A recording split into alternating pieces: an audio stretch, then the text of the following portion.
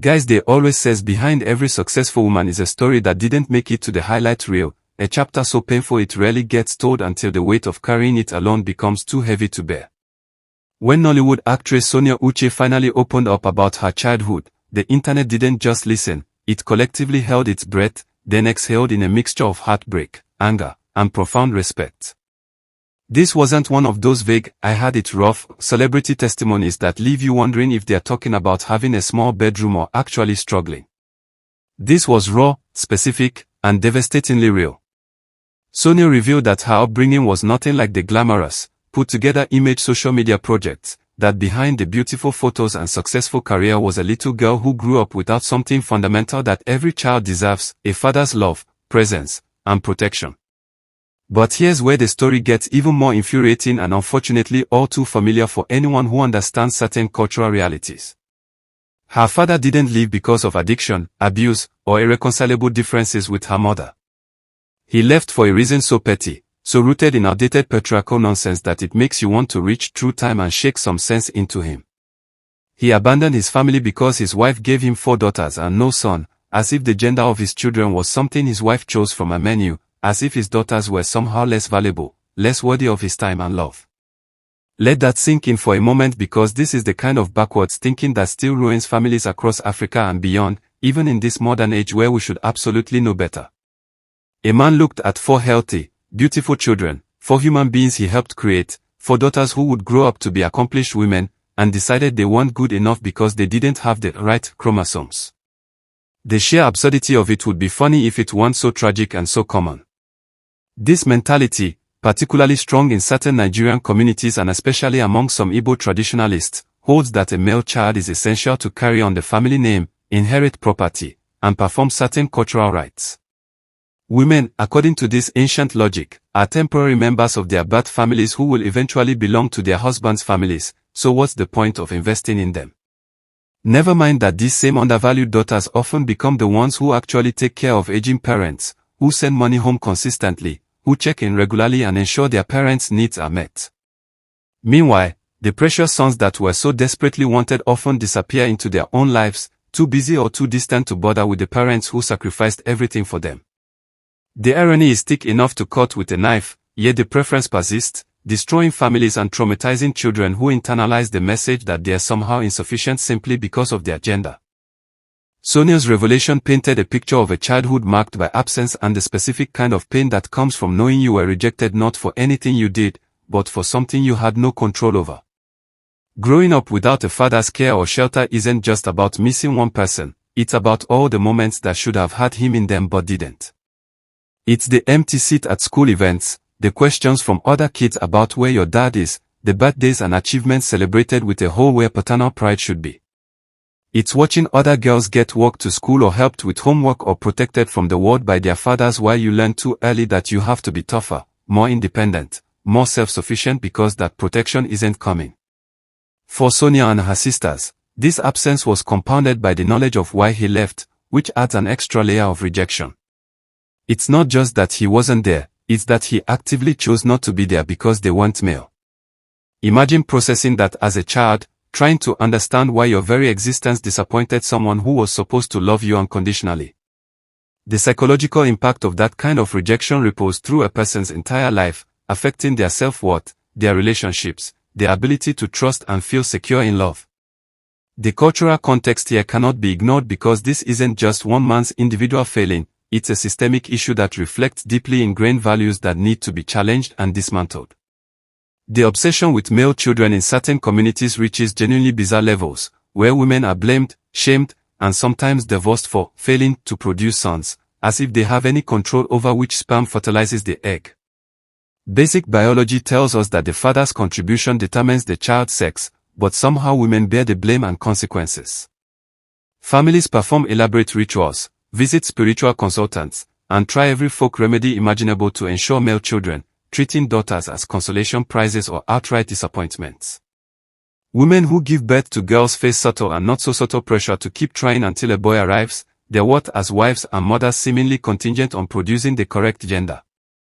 This mindset doesn't just hurt the women, it devastates the daughters who grow up feeling like they are not enough, like they need to prove their value in a system that has already decided they are inherently less important than their male counterparts would have been. It creates generations of women who struggle with their sense of worth and men who grow up with inflated egos and unrealistic expectations about their importance. What makes Sonia's story even more powerful is that it apparently resonated with someone whose opinion carries significant weight in the Nigerian entertainment industry. Veteran actress Patience Ozekwa, affectionately known as Mama G, a woman who has seen and experienced decades of cultural evolution and whose wisdom is respected across generations, allegedly confirmed Sonia's story and used it as a teaching moment. Mama G's message was simple but profound: people need to appreciate whatever children God gives them, regardless of gender. Coming from someone of her stature and generation, this confirmation and advice carries extra significance. She's from an era where these gender preferences were even more pronounced, yet she's evolved enough to recognize the foolishness and cruelty of rejecting children based on gender. Her validation of Sonia's experience and her call for gratitude over preference is a direct challenge to the cultural norms that created Sonia's painful childhood in the first place. When elders speak against harmful traditions, it carries more weight than when younger people do, because it shows that wisdom and experience lead to rejecting these outdated mindsets, not reinforcing them. Despite the absence of a father and the struggle of growing up in a single-parent household, Sonia's mother emerges as the true hero of this story, a testament to the strength and resilience of women who refuse to let circumstances break their families. She raised 4 daughters as a single mother, which anyone who knows anything about parenting understands is exponentially harder than doing it with a partner. Every responsibility, every financial burden, every emotional need, every midnight worry fell solely on her shoulders. She had to be both mother and father, provider and nurturer, disciplinarian and comforter. She had to deal with her own pain of rejection and abandonment while ensuring her daughters didn't internalize the message that they were somehow unworthy. The fact that she succeeded, that her daughters grew up not just surviving but thriving, close to each other and to her, successful in their various endeavors, is nothing short of remarkable. The bond between Sonia and her sisters, the unity that characterizes their family despite the father-shaped hole in their childhood, speaks to the quality of love and values their mother instilled in them. She taught them that they were enough, that they were valuable, that their worth wasn't determined by their gender or their father's inability to see it. There's a spiritual and philosophical perspective to consider here that transforms this story from pure tragedy into something more complex and ultimately redemptive. Looking at where Sonia is now, at her success, her platform, her ability to share her story and potentially help others going through similar situations, you could argue that there was divine purpose in her painful journey. Sometimes the challenges we face, the very things that seem designed to break us, become the foundation for our greatest strengths and achievements. Sonia's childhood could have destroyed her, left her bitter and broken, unable to trust or love or succeed. Instead, it seems to have forged her into someone strong, compassionate, and determined. Her success isn't just personal achievement, it's proof to every little girl who's been told she's not enough because she's not a boy that they can rise above that toxic message and build something beautiful anyway. Her story challenges the very premise that led to her father's abandonment by demonstrating that women are absolutely capable of achieving greatness, carrying family legacies, and making their parents proud. The fact that he left seeking a son to make him proud while his daughters went on to achieve success without him is perhaps the universe's way of teaching a lesson about recognizing and appreciating the blessings you already have. The narrative completely demolishes the stereotype that male children are somehow more valuable or more likely to care for their families in the long run. Anyone who has paid attention to real family dynamics knows that daughters, more often than not, are the ones who maintain family connections, care for aging parents, and ensure everyone stays connected. Sons, especially in cultures where they are pampered and treated as superior simply for being male, often grow up entitled and distant, too important or too busy for the mundane work of family maintenance. They move away, focus on their own nuclear families, and sometimes only show up when there's property to be divided or status to be gained. Meanwhile, the daughters who were deemed less valuable are the ones making phone calls, sending money, visiting regularly, ensuring their parents have what they need, and keeping siblings connected to each other. This pattern is so consistent across cultures that it's almost comical how people continue to prefer sons who will likely neglect them over daughters who will actually be there. Sonia and her sisters, through their closeness to their mother and each other, exemplify this reality. The man who left seeking a son to secure his legacy would have been far better served appreciating and investing in the daughters he had, who despite his rejection have thrived and maintained their family bonds. Now comes the part of the story that introduces a whole new layer of complexity and controversy. After all these years, after abandoning his family when they needed him most, after missing his daughter's entire childhoods and formative years, after his absence during struggles and celebrations alike, Sonia's father allegedly wants back into their lives. The audacity is almost breathtaking in its scope.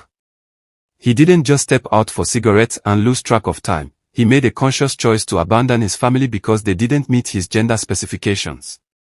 He allowed years to pass without providing for, protecting, or even acknowledging these children.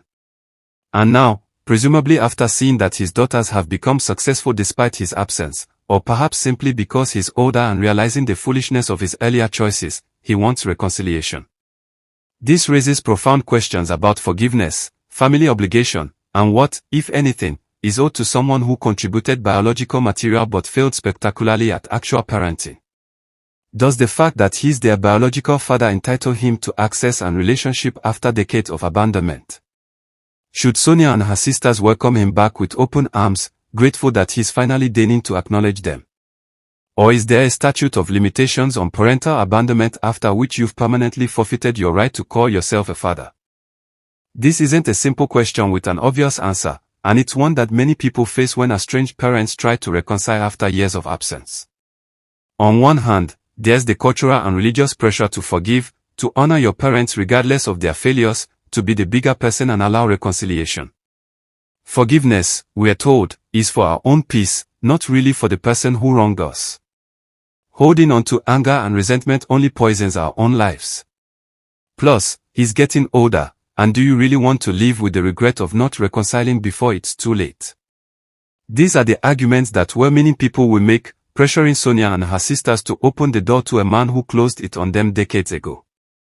But on the other hand, there's the very valid argument that some abandonments are too profound to be erased by a simple, "I want back in now."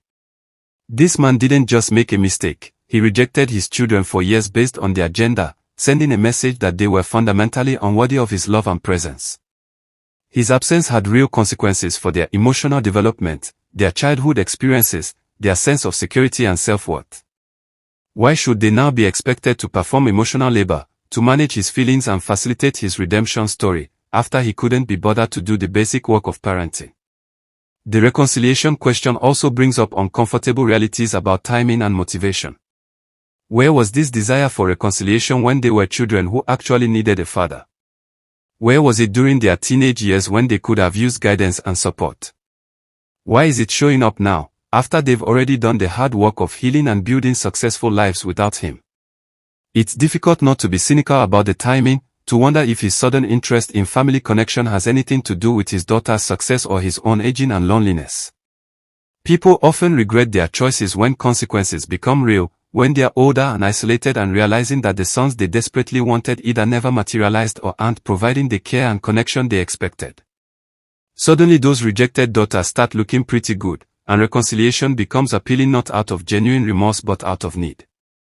This doesn't mean his desire to reconnect is definitely selfish or insincere, but it's a factor worth considering. True reconciliation requires genuine remorse, acknowledgement of harm caused, and understanding that forgiveness, if it comes, is a gift, not an obligation. It requires understanding that you can't simply show up decades later expecting to be welcomed as dad when you abdicated that role long ago. The beauty of Sonia choosing to share this story publicly is that it opens up conversation about issues that affect countless families but rarely get discussed openly. How many children are growing up right now feeling inadequate because of their gender? How many mothers are being blamed for the sex of their children? How many families are being torn apart by outdated preferences that serve no one well? By putting her painful experience out there, Sonia has created space for others to share their stories, to feel less alone, and to challenge these harmful traditions. Her success and her family's bond despite their father's absence serve as powerful counternarrative to the idea that male children are essential for family legacy or success. She's living proof that women can achieve, that daughters can make their parents proud, that families can thrive with strong mothers and without fathers who choose not to participate. Her story is validation for every girl who's been made to feel like a disappointment, every woman who's been blamed for not producing sons, every single mother working tirelessly to provide for children whose father checked out. It's a middle finger to patriarchal systems that devalue women and girls, delivered not through angry rants but through the simple fact of living well and succeeding spectacularly. So here we are at the ultimate question, the one that doesn't have a universally correct answer because every family's dynamics and every person's healing journey is different. Should Sonia and her sisters welcome their father back into their lives? Should they give him the opportunity to be part of their family despite his decades of absence? Or should they protect their peace and the family unit they built without him, declining to give him access he didn't earn? There's no wrong answer here, only choices with different consequences. Forgiveness and reconciliation might bring healing and closure, a sense of completeness, the opportunity to build new memories that coexist with the painful old ones. Or it might bring fresh pain, disappointment when he fails to live up to what's needed, or resentment at feeling obligated to accommodate someone who wasn't there when it mattered most. Not reconciling might mean living with some lingering questions and potentially some regret, but it also means protecting boundaries and acknowledging that some bridges, once burned, can't and shouldn't be rebuilt.